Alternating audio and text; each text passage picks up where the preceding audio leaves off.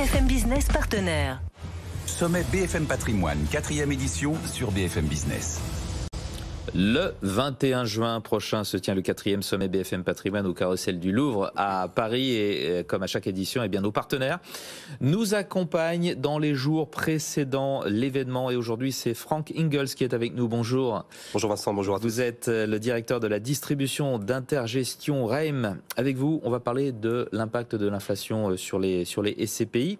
Mais avant cela, un petit mot du positionnement d'Intergestion. Expliquez-nous. Alors, tout à fait, Intergestion REIM, c'est une société de gestion qui existe maintenant depuis 30 ans, qui est entièrement distribuée par des professionnels de la gestion de patrimoine. Et à ce titre, notre credo, si je devais le résumer en une phrase, c'est vraiment de savoir comment continuer de bien conseiller les clients en gestion de patrimoine dans un monde qui bouge en permanence. Et je crois qu'ici, on sait que le monde est en perpétuel mouvement. Ça a donné une conviction cœur, et on va en reparler ensemble, celle d'investir dans des actifs qui répondent à des besoins essentiels. Des actifs donc qui répondent à des besoins essentiels. Qu'est-ce que vous considérez comme actifs ? Quels sont les actifs essentiels, tout simplement? Voilà. Alors la logique, c'était de prendre le bas de la pyramide de Maslow, se loger, se protéger, s'alimenter. Alors ça donne 3 classes d'actifs prioritaires dans nos investissements. De la distribution alimentaire, on a vu dans le Covid et post-Covid que c'était un secteur... C'est ce qui restait ouvert. Hyper puissant, très résilient, très agile aussi pour s'adapter au contexte. Donc ça, c'est le cœur de notre stratégie. Le deuxième pilier important, c'est la santé. Et ça aussi, on pourra en reparler. Il y a différentes façons de jouer la santé, EHPAD ou d'autres modèles. Donc nous, on est plutôt dans un modèle assez différent de santé de proximité. Laboratoire d'analyse médicale, le commerce de santé, pharmacien, opticien, commerce dans le respect de ce mot. Et puis, dans l'aspect aussi des crèches, des mini-crèches, ce genre de choses. Donc c'est un secteur très morcelé, mais très important en France. Et puis le troisième pilier, assez souvent oublié en SCPI, c'est le résidentiel. Et voilà, on le joue de manière... Ça revient. Et ça revenait même au tout début du Covid, j'ai l'impression, le résidentiel. Alors justement, on va s'intéresser à ça. Au résidentiel, en quoi est-ce que ça peut être créateur de valeur dans le contexte de crise actuelle ? Alors nous, justement, on veut porter, c'est pas tellement travailler en SCPI résidentiel, hormis dans des SCPI fiscales qui sont moins d'usage aujourd'hui, ou sur des dispositifs comme Pinel, etc., spécifiques. Nous, on veut vraiment l'apporter parce que c'est une bonne source de diversification. Les institutionnels sont assez massifs depuis 2021 sur ce secteur. 1 200 000 logements anciens vendus en 2021. C'est près de 7,5 milliards d'investissement en 2021, et principalement dans des logements anciens. Donc on a envie d'apporter aussi cette mécanique parce que je parlais de besoins essentiels. Se protéger, son toit, c'est la base. Il y a une carence importante de logements en France.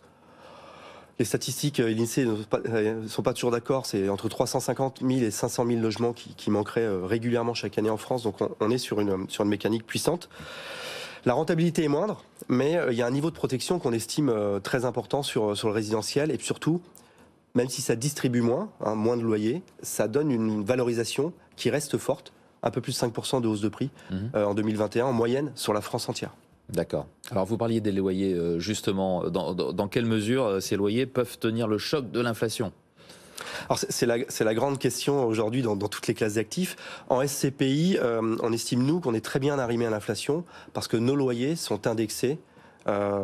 Soit dans le résidentiel sur l'indice des prix à la consommation, soit avec un mix sur le prix à la construction. Donc ces deux indices sont tout à fait arrimés, j'ai envie de dire, au quotidien, trimestre par trimestre, à l'inflation. Donc ça, c'est important de poser ces choses-là. Et après, il y a aussi l'histoire.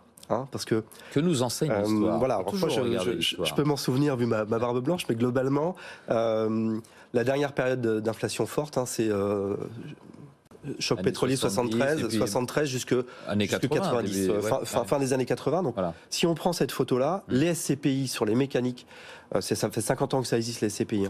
Les SCPI ont à peu près distribué l'équivalent de l'inflation, un peu plus de 7,5% en moyenne sur cette période. Donc, on verra si on y revient, mais en tout cas, c'était de ce niveau-là, donc puissant.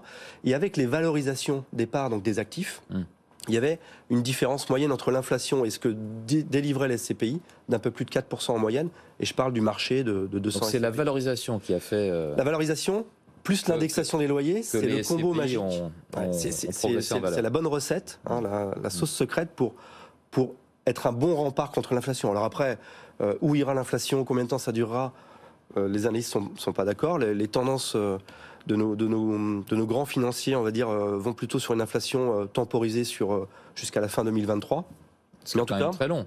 C'est quand même très long. Ouais. Mécaniquement, on est très bien arrimé et on le prouve. Il y a des réserves de valeur aussi importantes en SCPI, parce que c'est vrai qu'il y a moins de foncier.